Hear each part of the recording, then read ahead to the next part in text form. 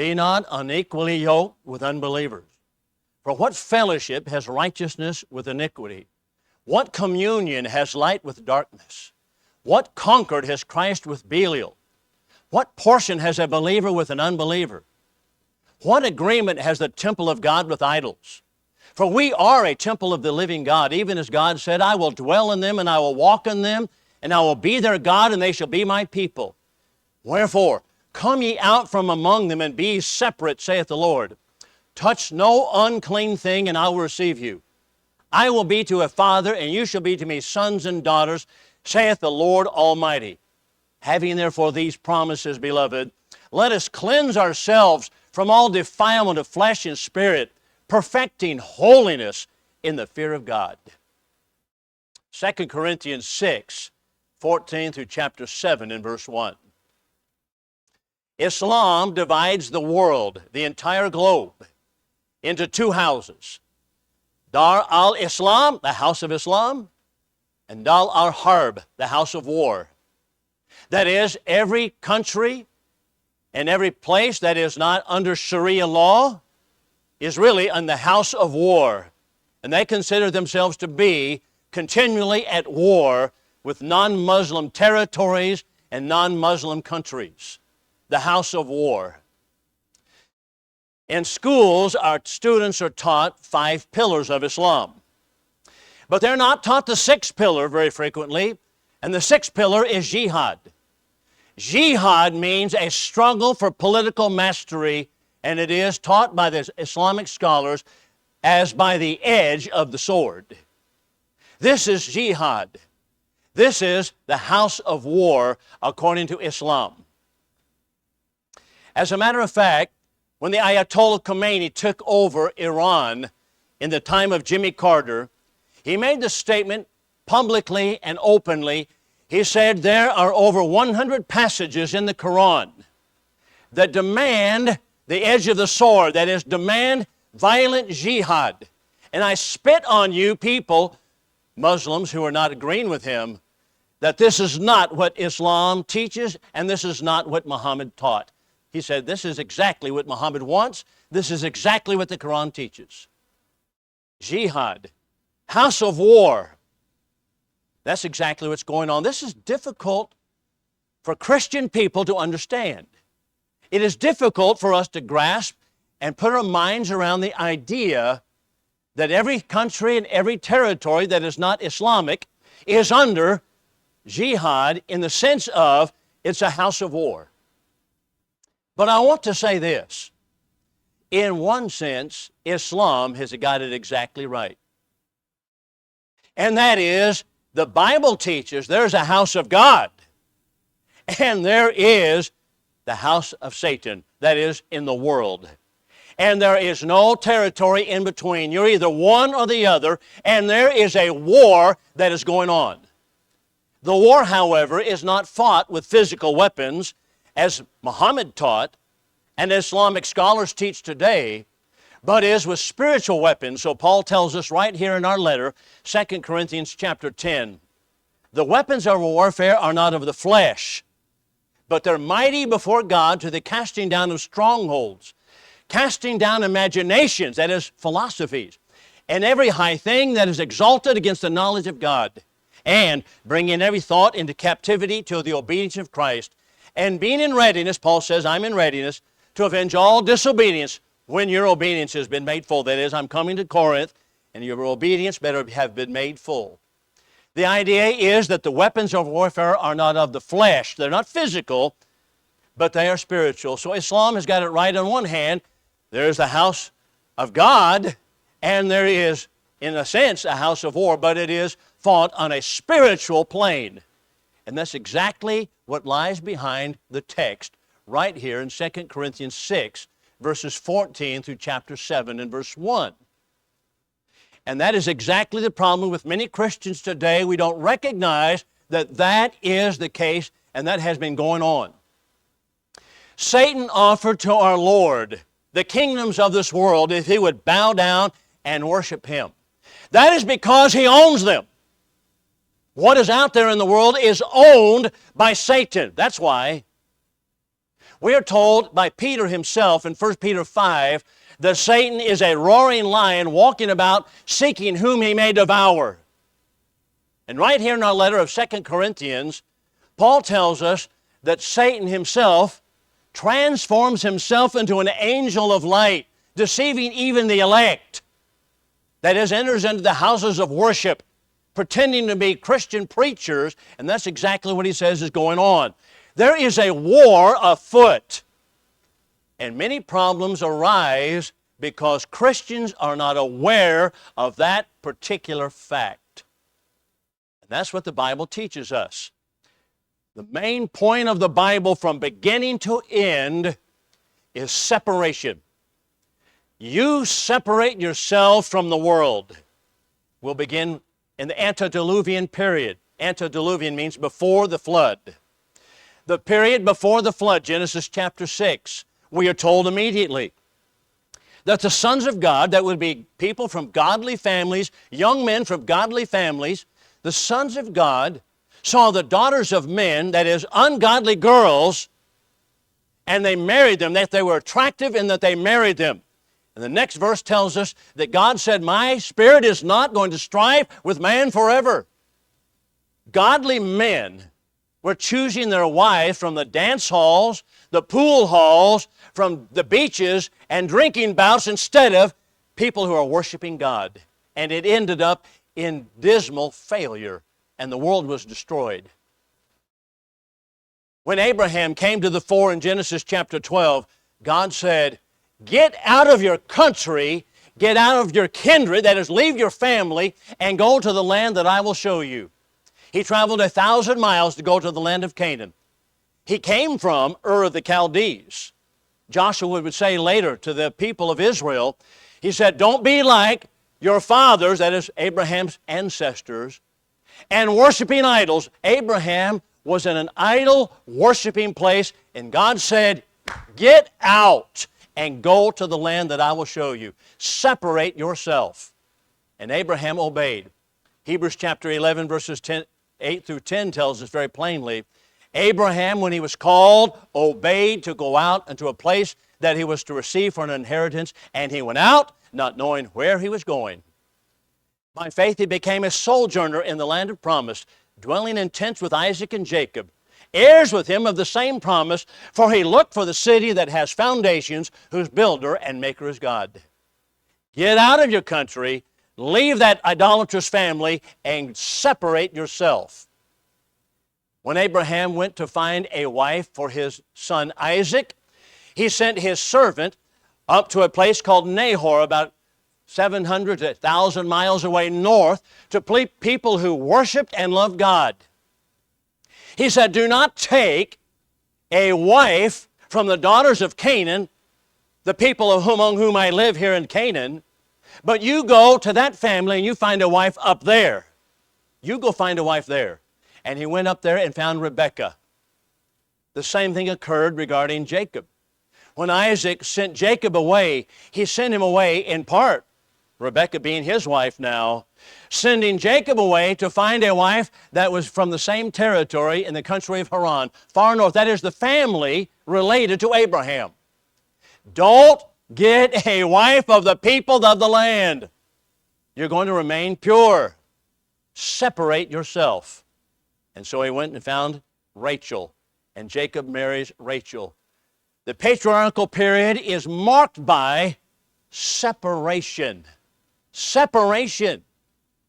So also, when we're in the Egyptian bondage period, moving along the timeline of history, when we're in Exodus chapter 12, when they're in Egyptian bondage, God told Moses, here's the instruction you give to the people. You slay a lamb, and you put the blood on the doorpost of your house, on the lintels of the house, and everyone will know that you're my person, that this is my family. And when the angel of death came and passed over the house, as we know, the angel of death killed the firstborn in the land of Egypt. But everyone knew who was God's persons, which were God's families, by means of the markings on the house. Do they know God's people today? Do they see a distinction in the way that we live today? Go also now to the wilderness wandering period. When we come out of the land of Egypt, we are told in 1 Corinthians chapter 10 that they were baptized unto Moses, that is, unto his leadership, under the cloud and in the sea, and they came under Moses' leadership. The first year they came to Mount Sinai at the bottom of the Sinai Peninsula. Moses went on top of the mountain to receive the law of God. He was there for 40 days and 40 nights. Joshua was his attendant. God wrote his law with his very finger on the tablets of stone. But God said to Abraham, or rather to Moses, get down, the people that you've brought out of the land, they have defiled themselves with idols. Moses started down the mountain, and when they came to the foot of the mountain, Joshua heard the sounds of the people, and he said, it sounds like the sound of war in the camp.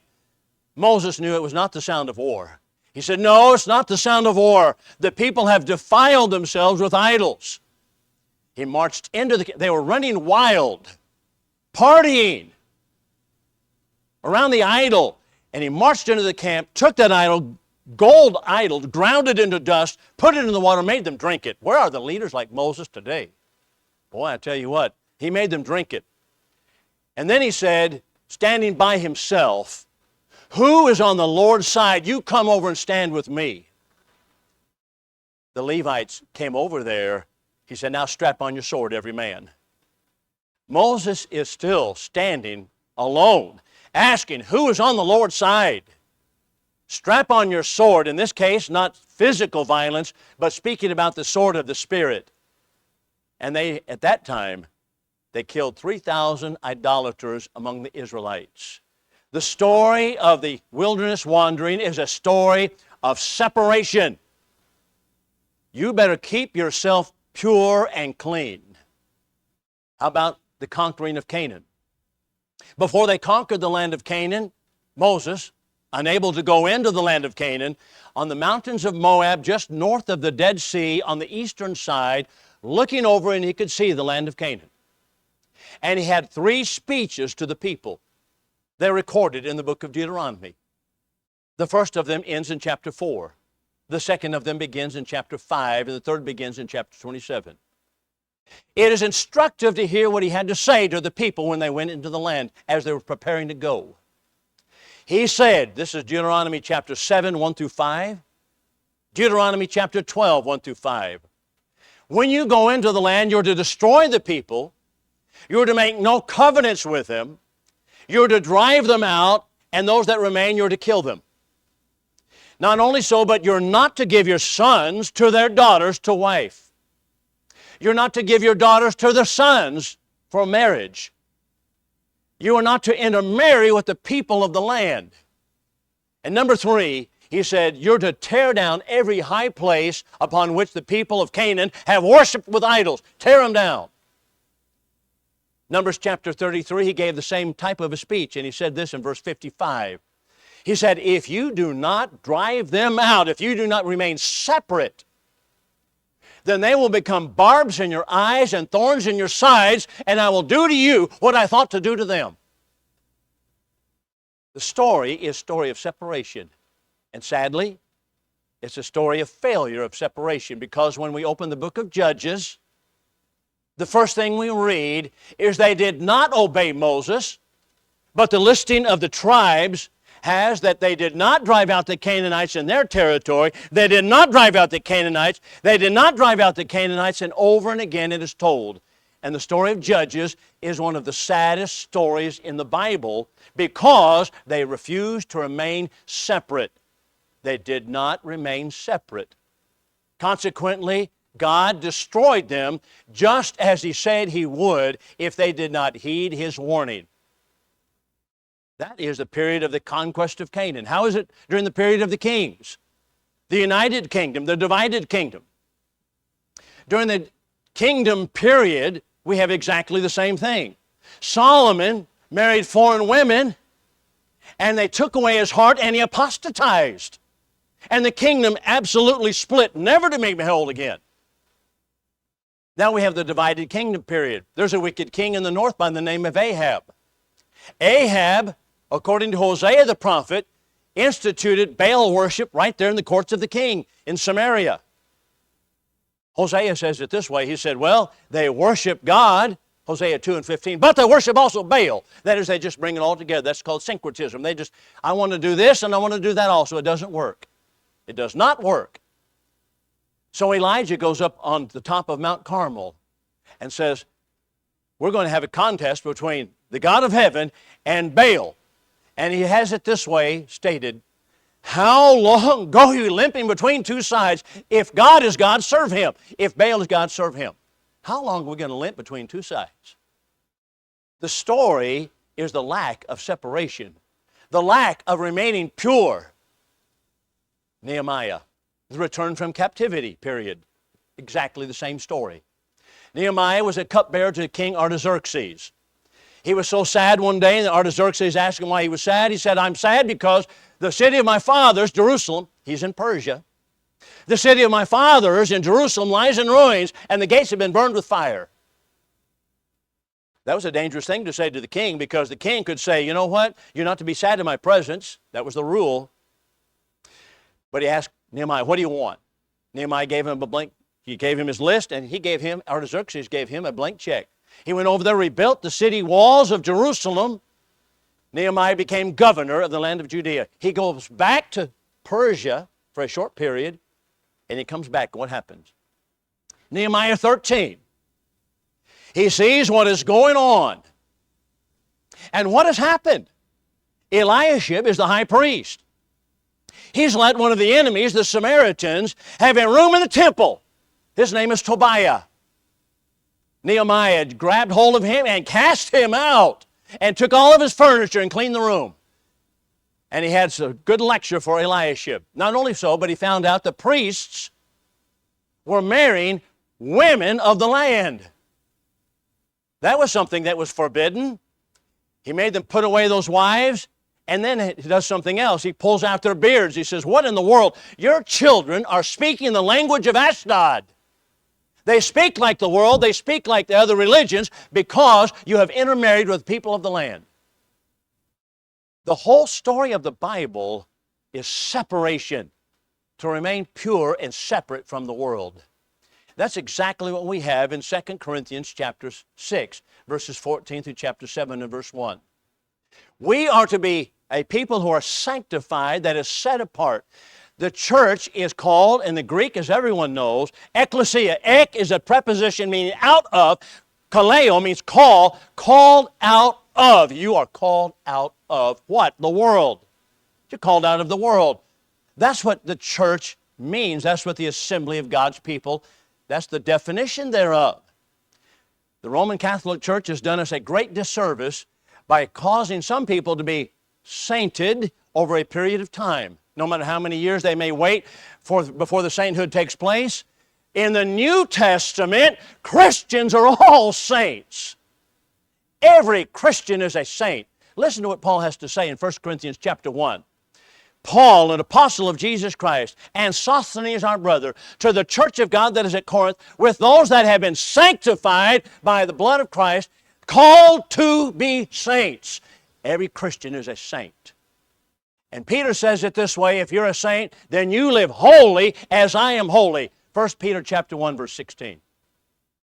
That's the teaching of the Bible. This is the problem today. We've had too much compromise with the world.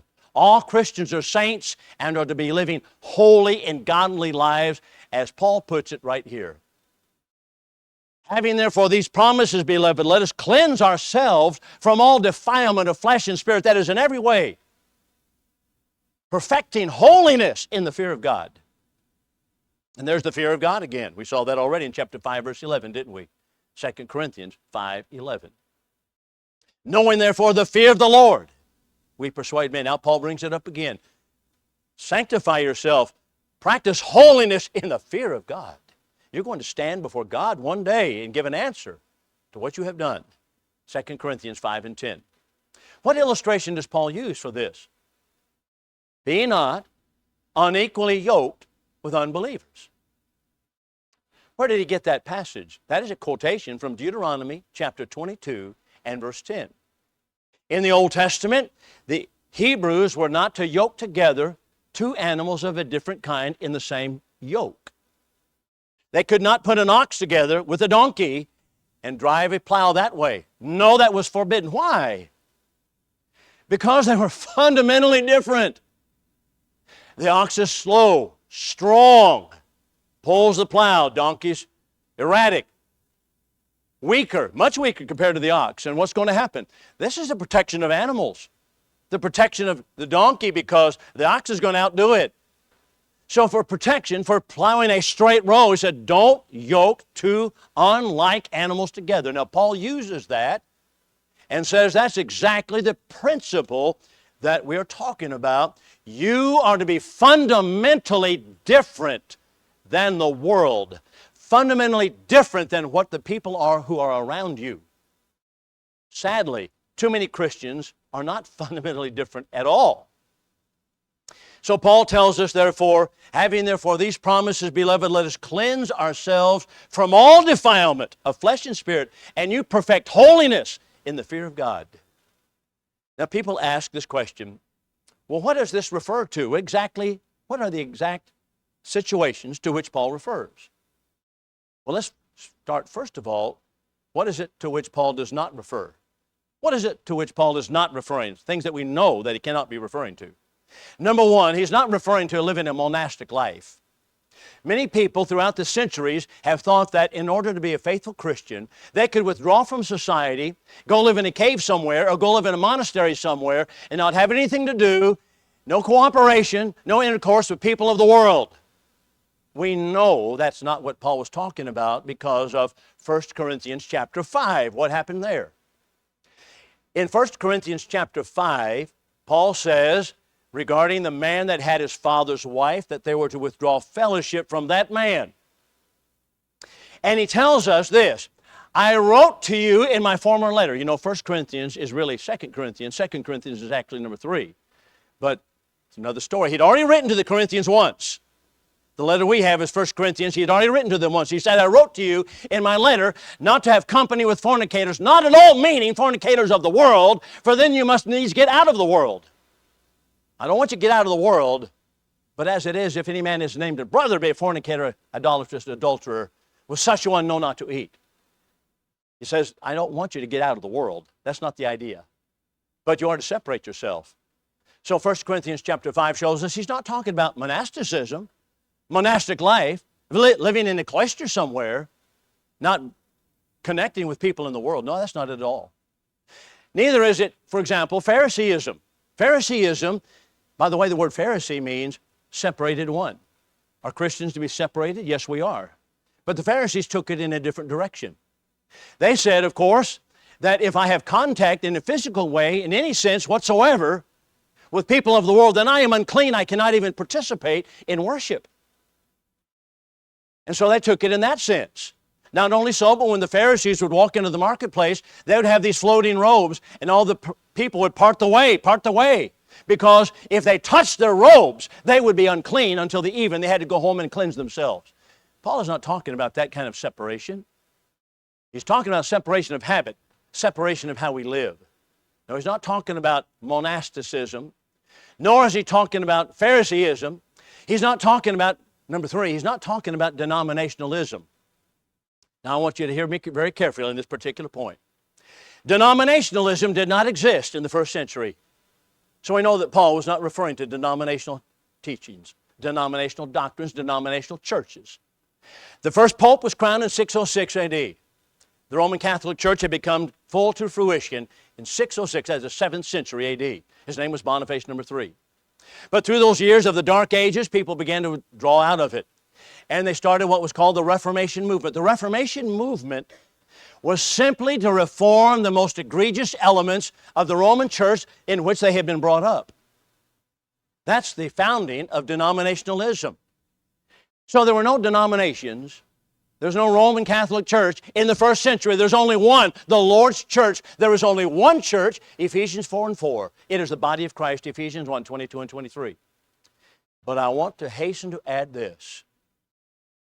It is so sad to me that we cannot remain separate, and sometimes we have given our sons to daughters of denominational teachings or denominational organizations and our daughters to those, and we have lost so many young people to the cause of Jesus Christ and to the one church because they intermarry with people who are in other religious persuasions. That happens all the time. That's why our ranks are so thin. That's why it is. And we have failed to teach separation from the world. Paul is not talking about what's going on in worship services either. He's not talking about whether or not we should have closed doors or closed communions, and I'm standing around with a rod in my hand saying, don't touch that, Brother Bruce. You're not qualified to take the Lord's Supper. Don't touch that, Clint. You're not going to take that fruit of the vine. No, no, no. This is not what he's talking about. He's talking about how we live. How we live. So what is he referring to then? One cannot help but think he's referring also to mixed marriages. I'll come to that in just a moment. But I want to share with you for a moment, just a moment, how some of the early church preachers preached it. For example, Chrysostom in the 4th century, he was in Constantinople. And he preached it because talking about where you go, how you speak, the people you associate with, he said all of this has to do with separating yourself, as Paul said. Who is it that you choose as your bosom friends? Who is it that you choose to hang out with all the time? What happens? What happens when we choose people of the world to be close to exceedingly? We lose our souls. We lose our fervor for Jesus Christ. That's how Chrysostom used it. Augustine would use it this way. Augustine, 4th and 5th century preacher, he would say, you know what? You Christian women, quit wearing the jewelry of the world. That's how he used it. Quit putting on the jewels and the clothes that the world is setting the standards for. They're setting the standards, and we're just following along. He said, because why would you wear a sign of the devil? He would put it that way. We don't preach that way today, do we? You're wearing the sign of the devil. That's what we have in 2 Corinthians chapter 6. Christ, or Belial is a word for Satan, the devil. And that's how Augustine used it. I had a professor at Oklahoma Christian College, Raymond Kelsey, probably one of the greatest, most godly, most genteel men that I've ever met. And he was the Greek professor, Bible professor, and I loved Brother Kelsey so. He died a few years after I left Oklahoma Christian College. Raymond Kelsey would argue this. He said, this passage is not talking about marriages, marrying non-Christians, because of the tense in the Greek language, and that is stop doing what you're doing. That's literally how it reads. Stop doing what you're doing. He said, if it means marriages, then that means you've got to put away the wives, and I cannot imagine that Paul would have us divorce women who are not faithful Christians. But I'm going to differ with Raymond Kelsey on this one. I don't believe Paul's trying to break up marriages, but because he tells us in 1 Corinthians chapter 7, he said, if the unbeliever is content to dwell with the believer, let him not leave her. Stay together. But he is saying this, stop doing what you're doing. In other words, the Corinthians were involving themselves in partnerships with the world, and he said, stop it. Quit it. That's the message of 2 Corinthians 6 and 7. And that includes marrying people by finding them on the beach, finding them in the bar, finding them any place but in the house of God. I think, what in the world have we come to? So I want you to notice what's happening right now. We have huge compromises going on in the Lord's church. Compromises that Christians are participatory in. I think back to Genesis chapter 13. What happened in Genesis 13? There was a compromise that was going on. Abraham had many flocks and herds. He had many herdsmen, and his nephew Lot had many flocks and herds also. But the land could not sustain all of them. The pasture was not good enough for all of them, cattle, flocks, and herds. So he tells Lot, he says, we need to separate. We be brethren, we're brethren, but we need to separate in order to have pasture for our animals. But he said to Lot, you choose first where you want to go. What a great example of a Christian man, not a Christian yet, but what a great example setting for Christian people did he give us right here. You choose first, and I'll take what's ever left over. Lot looked back to the west, standing on the ridge line of the Jerusalem area, Bethel area, and he saw the well-watered plain of the Jordan Valley. Today, it's a desolate desert, but it was not that way then. It was verdant, green, beautiful, well-watered. All these streams running through it. That's some good pasture over there. He said, I'll choose that. That's where I want to go. Well, we are told that he pitched his tent near Sodom. And the city next to it was Gomorrah. He pitched his tent near Sodom. That's Genesis chapter 13. When we next meet Lot, it's Genesis 19, the first few verses. And where is Lot now? He's in the city of Sodom.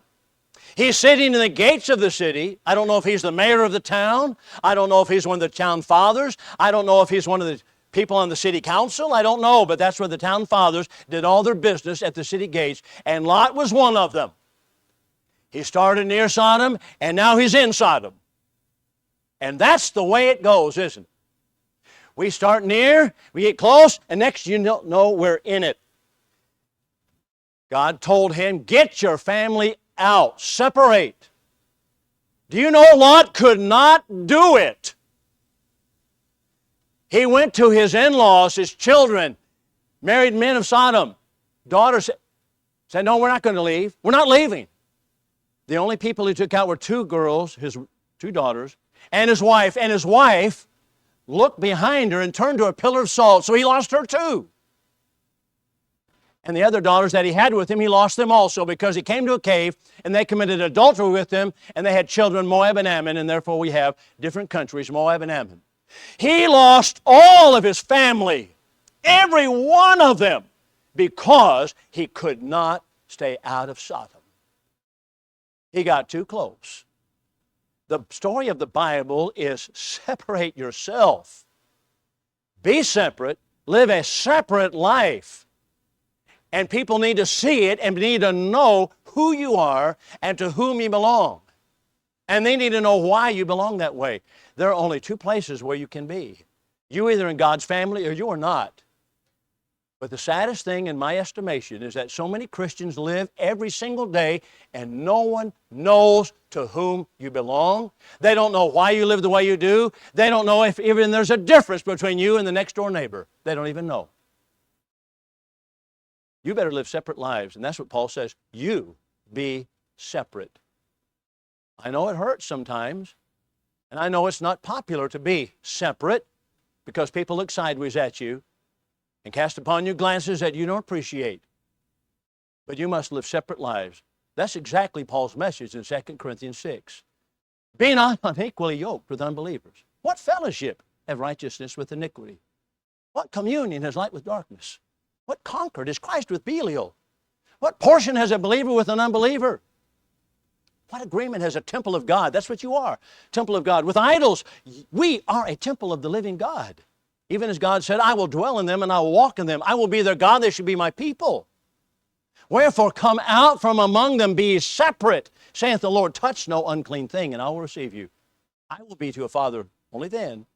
I will be to a father, and you shall be to me sons and daughters, saith the Lord Almighty. Having therefore these promises, beloved, let us cleanse ourselves from all defilement of flesh and spirit, perfecting holiness in the fear of God. If you're subject to the invitation, come now while we stand and sing.